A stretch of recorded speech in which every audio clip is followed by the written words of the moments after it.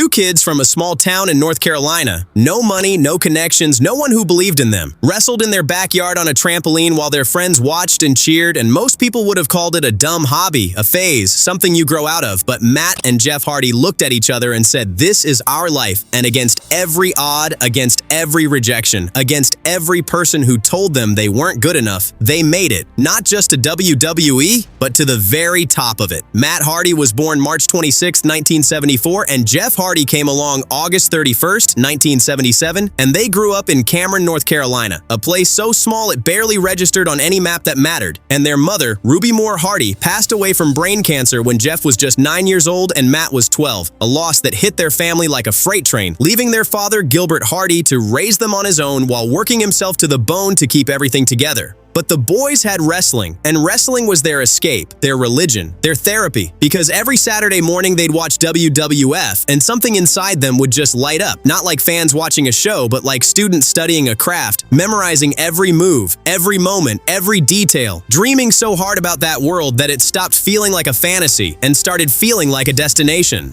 By their early teens, they were training themselves in the backyard with no real ring, no coach, and no padding that would have saved their bones. Just two brothers throwing each other around on a trampoline and somehow, impossibly loving every single second of it. And they even started charging the neighborhood kids $1 to watch, which means Jeff Hardy, the same Jeff Hardy who would one day leap off a 40-foot ladder in front of 20,000 screaming fans, was out here running backyard shows for lunch money. And that's not just passion, that's obsession, and obsession pointed in the right direction changes absolutely everything. By the early 1990s, they'd connected with a local promoter named Tommy Angel and started working independent shows across the Carolinas as teenagers. Green as grass, but carrying something you simply cannot teach, because they made people feel something real every single time they stepped through those ropes. Jeff in particular was unlike anything anyone had seen at that age. The way he moved was reckless, unpredictable, almost poetic.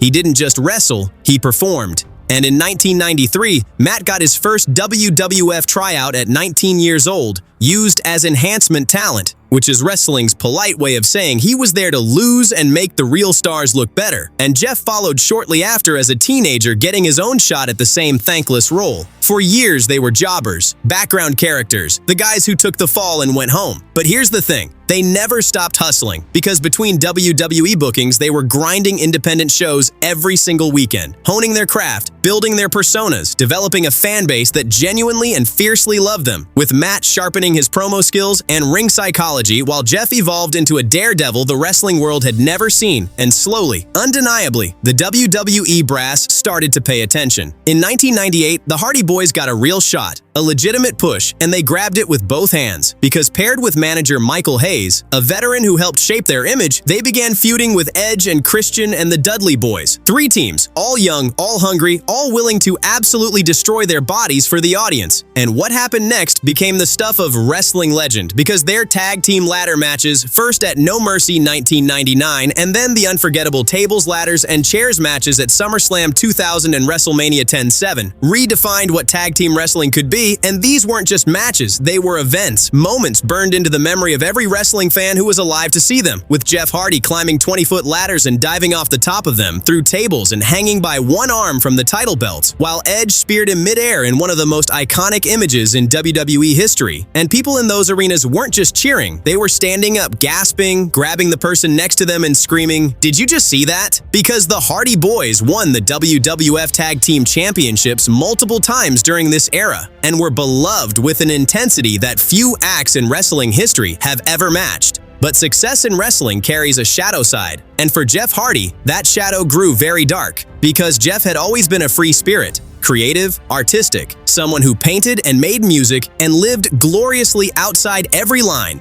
But somewhere along the way, the pressures of the road, the accumulated pain from years of putting his body through absolute hell, and deep personal struggles led him down a dangerous path, and Jeff battled substance abuse for years, and it cost him his job twice, as WWE released him in 2003, and he came back only to be released again in 2009 after a devastating match at TNA's Bound for Glory, where he appeared visibly impaired in front of thousands of stunned fans. And it was heartbreaking to watch, a man so gifted and so beloved beloved clearly not okay, and he faced real legal trouble with drug charges in North Carolina. And there was a period where many people who loved him most genuinely feared for his life. And Matt Hardy had his own struggles during this time too, with personal drama playing out publicly and his own battles with health and perception. And the two brothers who had climbed so high together were now in a very deep valley. But here's what makes this story worth telling. They didn't quit. Jeff got clean. He fought for his sobriety with everything he had. He fought for his career and his dignity. And slowly and painfully, he rebuilt himself. And then in 2017, the Hardy Boyz shocked the entire wrestling world when they returned to WWE at WrestleMania 33, completely unannounced out of nowhere, and won the Raw Tag Team Championships on their very first night back, and the crowd absolutely lost their minds in a way that felt more like a collective emotional release than a reaction to a match, because there are videos online of grown men crying in the stands, fans who had watched the Hardy Boyz as kids in 1999 and were now grown adults with kids of their own, standing and screaming like it was the year 2000 all over again, chanting "delete, delete, delete," the catchphrase Jeff and Matt had developed during their indie run, and it echoed through that arena like a thunderclap. The real lesson of the Hardy Boyz story is not about the ladder matches, as incredible as those were, and it's not about the championships or the WrestleMania moments or the Hall of Fame induction they rightfully received in 2019.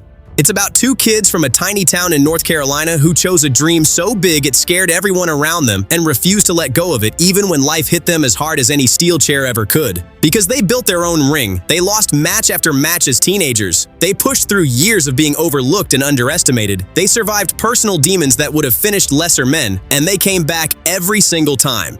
And so the next time someone tells you your dream is too big, your town is too small, or your start is too humble, remember two brothers, a backyard, a trampoline, and a dream that changed the world of professional wrestling forever.